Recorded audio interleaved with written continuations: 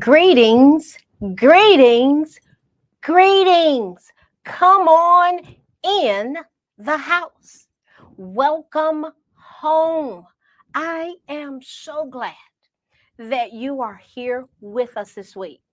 My name is Janice Pons. I am your host on this amazing broadcast, this amazing podcast, from destruction to dignity, clinical perspectives, spiritual truths. You know, we go in on this podcast. Go in. What are you talking about, Janice? What are you talking about? Go in.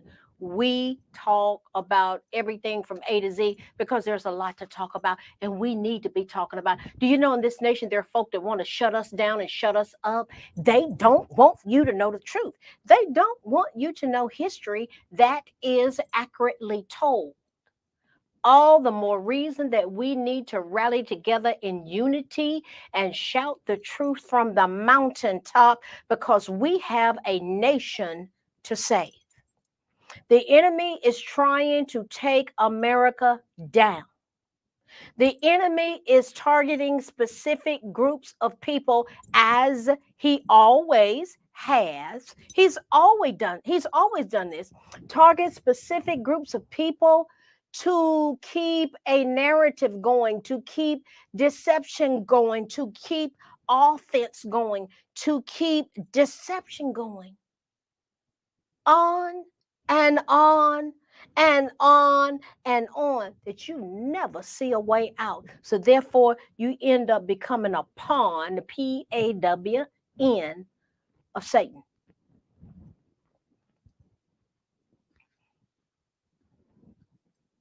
By how you think, what you say, and what you do. I'm gonna give you an example.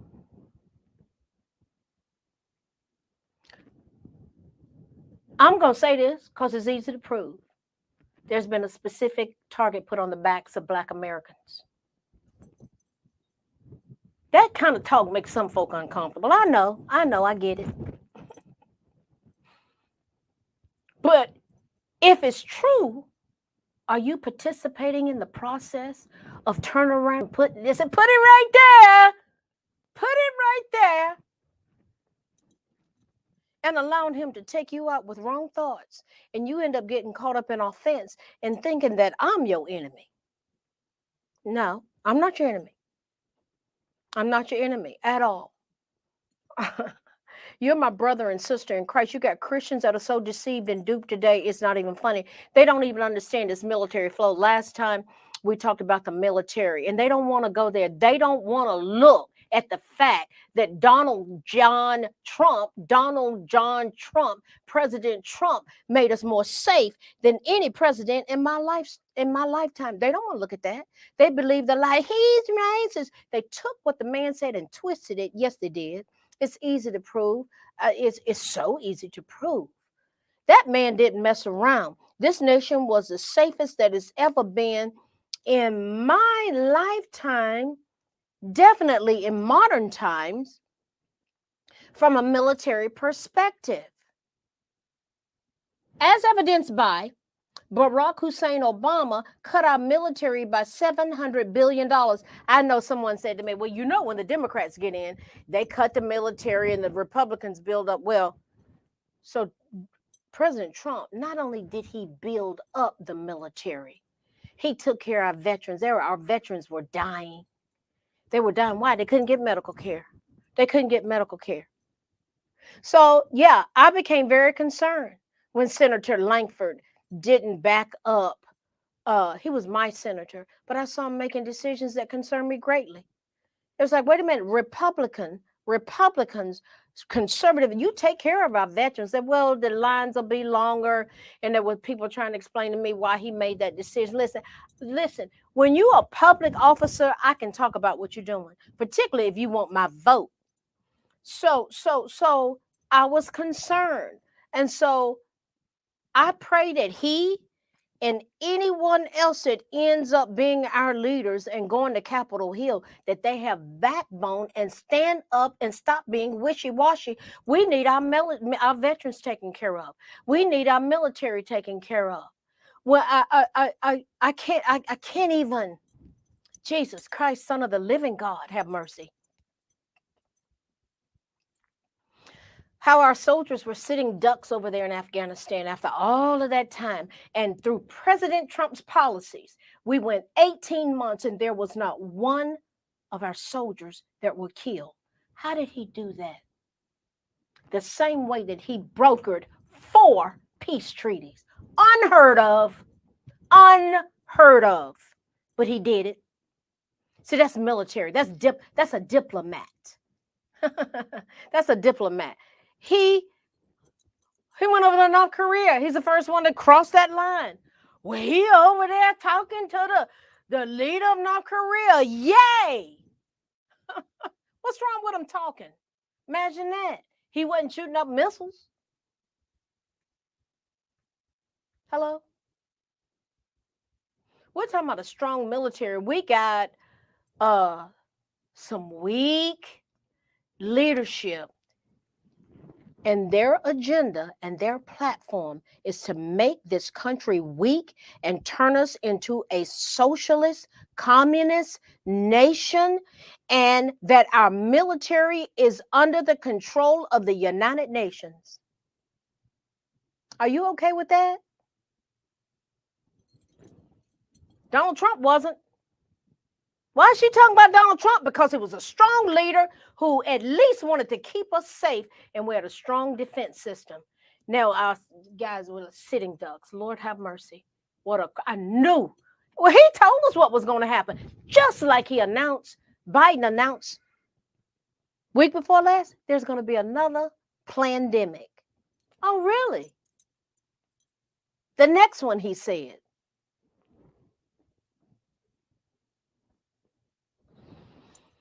There's a lot at stake. Once a month on this podcast, it has been respectfully suggested to me that I deal with the scapegoat, and I go there. So God has blessed me to be able to author 2 books. Stealing the Minds of America in 2008, I wrote it.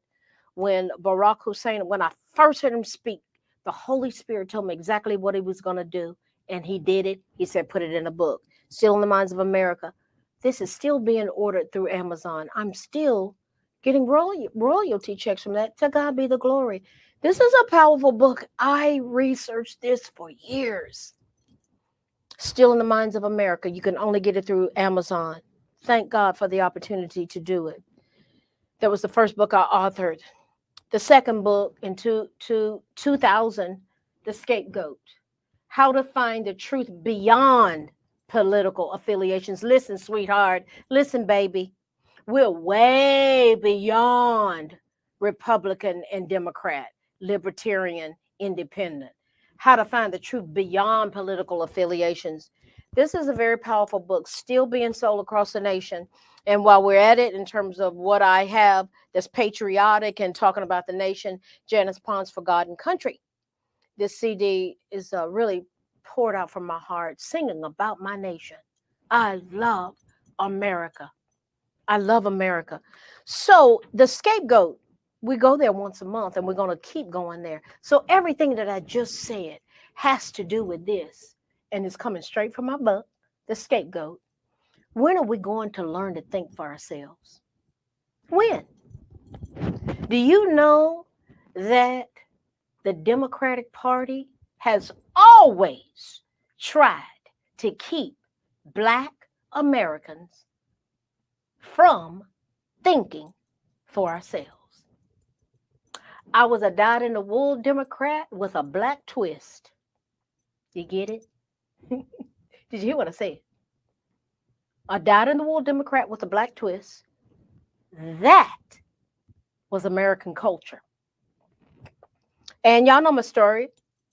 Why am I supposed to vote a straight Democratic ticket, Daddy? Huh? Why? Because you're black. Oh. Huh? That definitely did not set with my spirit, but I did it anyway. I became a part of the Black collective pathology. You know what that is? Everything is about being black. And they put that thing on steroids when George Floyd got killed, and it just went wild. And you know what? I still want to know who's going to be held accountable for those. I've seen a picture of 10 people that were murdered, cut down. Anybody been arrested? Have y'all heard about any investigation regarding the murders of those people, those black folk? Have you all heard about anybody being held accountable for the black businesses that were burned to the ground, just like in the Tulsa Race Massacre where I live in 1921 that happened? Same thing happened again. Who was pushing that? Who? Kamala Harris was encouraging them to do it. Nancy Pelosi was encouraging them to do it. Do you get it? Come on, people. When are we going to learn to think for ourselves and use logic and deductive reasoning? If I can ever, and this is what I do in these two books, I take logic, history that's accurately told, going back to original documents and connecting the dots, and I got delivered. And God said, put it in a book. I was eaten up with the idolatry of race, and it kept me from thinking for myself. When are we going to learn to think for ourselves, guys? I'm talking to black folk, white folk, Asian folk, Hispanic folk, American folk. When are we going to learn to think for ourselves? I was raised with the understanding that I was supposed to vote Democrat. The Democratic ticket. I was supposed to do that. The understanding came from my parents as well as all of the others around me. This is what we do. I began to research that history. I was like, wait.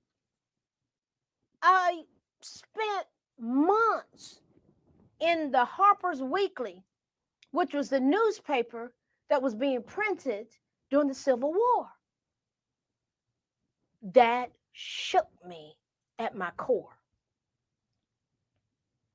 And I realized I use deductive reasoning and logic and deductive reasoning. Logic and they do not want to say, they don't teach that in school. They don't want students in America to use logic and deductive reasoning. So they want to silence us. They want to say, the party switch. The party switch. That's a lie. So easy to prove that the parties never switch. They've lied to us about our history. So why do we continue to enable them? Why? Why do we continue to enable them to bamboozle us, to deceive us, to keep us voting for an agenda that oppresses us? What perplexes me the most is the stand that many liberal black leaders have taken to criticize successful black Americans if they hold conservative values. I've talked about that before. I've done a whole podcast on it. But that's what they do. And it becomes venomous. It becomes cutthroat. It's like you can't have a differing opinion. They can. We're supposed to be tolerant, but they can't be tolerant of us. I can be tolerant. I learned to be tolerant just growing up. Had to be to survive. So when I see some well-recognized black voices who align their efforts with the liberal leaders who have worked to keep black people out of office and reduce our numbers, I have to question why. Why don't they want us thriving? Why are the same ones? I call them plantation pimps. It's either they don't want you getting off a certain way of thinking. They don't. Listen to what they say. Al Sharpton, Jesse Jackson, for starters. Reverend Jesse Jackson and several other black leaders have said that they're just so concerned that there's a conspiracy underway. And say all black folk, a lot of black folk, not all, but a lot, they're here that say, see, they always had their foot on our necks. Who? Who? Al Sharpton and Jesse Jackson? When they're telling you this? And here's what they're telling you. There's a conspiracy underway, guys, against black folks and other minority groups. They want to require voter ID. That's a conspiracy. Now, Jackson insisted that Republicans are doing this to bar minority students, the elderly, and the poor from accessing a ballot box. Is this claim true? Is it true? Let's look at the evidence intellectually, and we can find the answer to that question. In order to do so, we need to trace this issue of the need for a photo ID back to when it became an issue and why. According to now I'm going to read this because I don't want to miss a beat. I don't want to miss a syllable because it frames this whole diabolical lie. According to the Brennan Center for Justice, restrictive voter identification policies, especially those that require state-issued photo IDs, threaten to exclude millions of eligible voters. They state as many as 10% of eligible voters do not have and will not get the documents required for strict voter ID laws. In other words, you don't have a picture ID. How'd you get your bank account? How do you buy cigarettes? How do you buy alcohol? What is it in America that we need a voter, that we need a picture ID for? You know what they're saying? Black people too dumb to get a picture ID. And if they're so concerned, why don't we have let's get all the black people on buses and take them to get a picture ID day.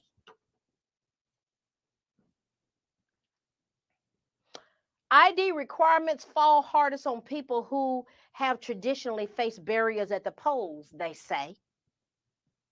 ID requirements are not justified by any serious or widespread problem. There is no reason for states to implement burdensome ID requirements. They already have an ID.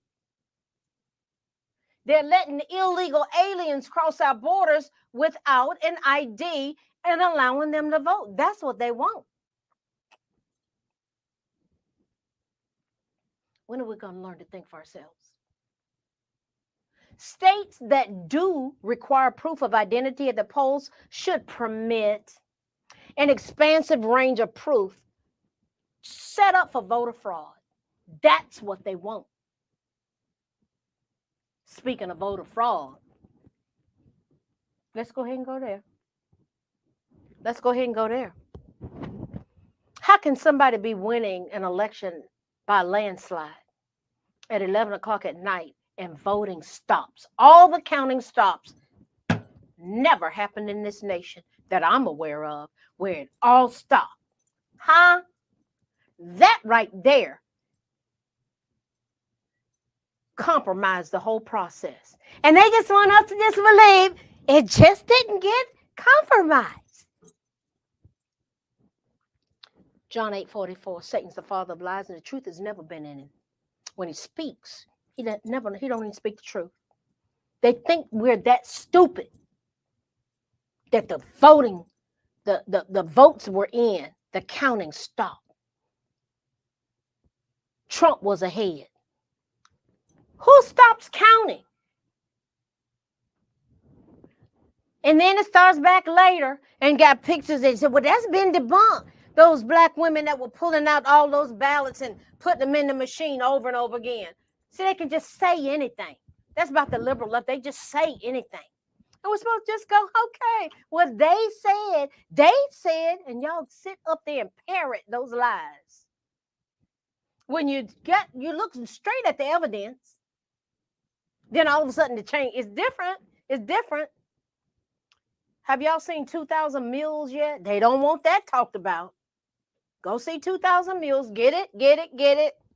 And use deductive reasoning and logic. So why is photo identification even an issue? Because there have been issues.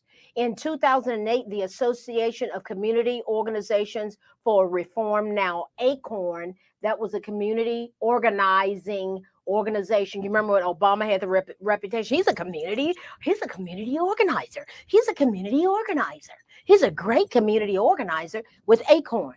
So they were under investigation for fraudulently registering people to vote using phony names. ACORN, Obama's stomping ground.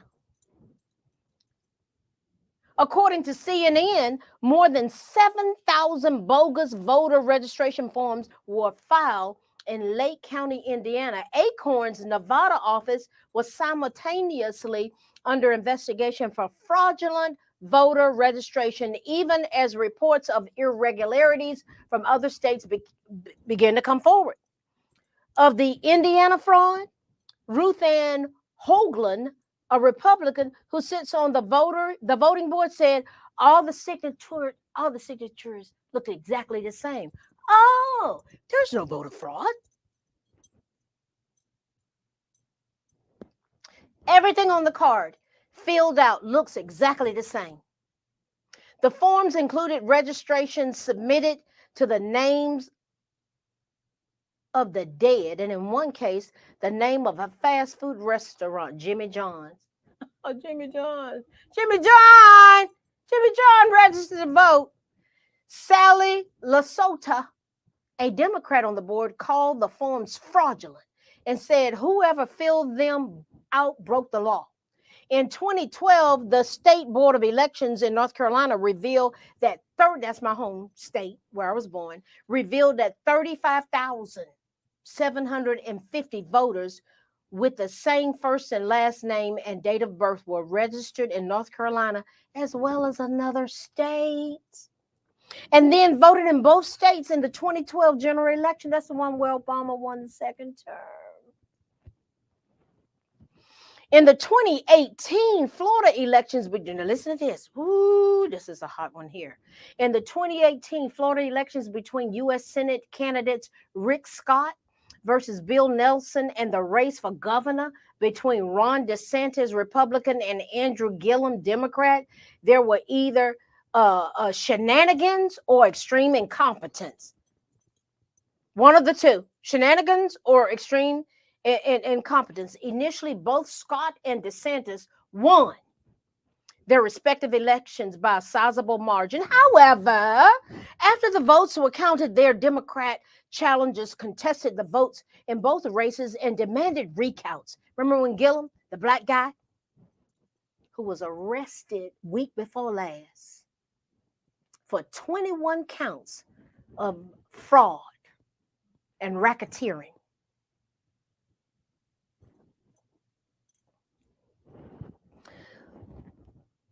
Over the next few days after that, Gillum said they cheat. They cheat on black people. They just cheat. Over the next few days, large groups of votes kept being discovered after the fact. Hello? We do that? They were discovered after the fact, which were predominantly Democrat. You surprised? In the end, over 46,000 Democrat votes were found. They were found after Election Day. Unheard of shenanigans. In 2019, a California man who wanted to bring awareness to the issue of voter fraud, he was able to add his 2 golden retrievers, as well as his deceased father, to the voter registration rolls. Oh, his dead dad. Let's add him on. And 2 golden retrievers, but we the fools. There they go, talking about voter fraud. There's no voter fraud. They're lying from the pit of hell. They're liars, diabolical liars. There are just a few. This is just a few of the numerous accounts of possible voter. They know possible. That's obvious. Voter fraud occurring in our nation. On top of that, as of 2017, there were at least 3.5 million more people on the U.S. election rolls than are eligible to vote. Hello? We supposed to just go on? Woo! 100. So, how does that happen? How does that happen? It leaves our nation ripe for voter fraud. Based on these activities, is the need for photo ID a conspiracy to prevent minorities from voting or a need to protect the integrity of the voting process? They want black people to stay offended. They don't want us to vote. They haven't tried to keep any black person. The only person that needs to be kept from voting is the illegal alien, and they're the ones that the Biden administration is letting in by the thousands. They let them in, they were COVID positive, and they distributed them in our communities. Who has answered for that? That's the Democratic Party in full action. Who have you aligned yourself with? Who am I aligned with? I'm an American. This thing is past Democrat, Republican, and Independent and Libertarian. They are trying to take this nation down. I'll get there. Stay focused, Janice. In light of ACORN's activities and other discrepancies, why wouldn't there be a desire to have safeguards in place to prevent this type of fraudulent activity? Why wouldn't they? Every American should be demanding accountability. Hey, just for a matter of record, ACORN continued to be plagued by scandals. Obama's ACORN, and eventually closed this organization in bankruptcy in November of 2010. Some have likened the photo ID requirement. Here they go. That's just like the poll taxes and literacy requirement eliminated during the 1960s civil rights movement. That's what they were doing to black people back then to keep us from voting. Let me go on and go there. In 1964 and 1965, Johnson, who said that he had to come up with some kind of the N word, some kind of N bill. Oh yeah, he couldn't even garner enough votes with the Democratic Party to pass the 1964 and the 1965 civil rights legislation. The Republicans worked with him to pass it. History accurately told. So they took away our right to vote. Black men got their right to vote in 1870. We had it in 1870. The women came along. Suffrage happened in 1920. So the Republicans gave it to us in 1870, and they gave it to us again in the Voting Rights Act. 1964, 1965, Civil Rights Act, Voting Rights Act. Republicans, not Democrats. During that time, white Southern Democrats enacted the poll taxes and literacy requirements to prevent black citizens from voting. However, when present-day leaders, Jesse Jackson, Al Sharpton, and the like, and Maxine Waters and all those folk, it's always an issue of race.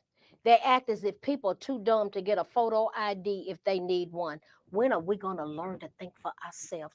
Do you see the picture? Do you see the perpetration that has been specifically targeting our nation? Do you see Satan's satanic plan to keep black people offended? Do you see what happened with Black Lives Matter? Do you even know who started Black Lives Matter? It wasn't those two women. They touted that they were trained Marxists.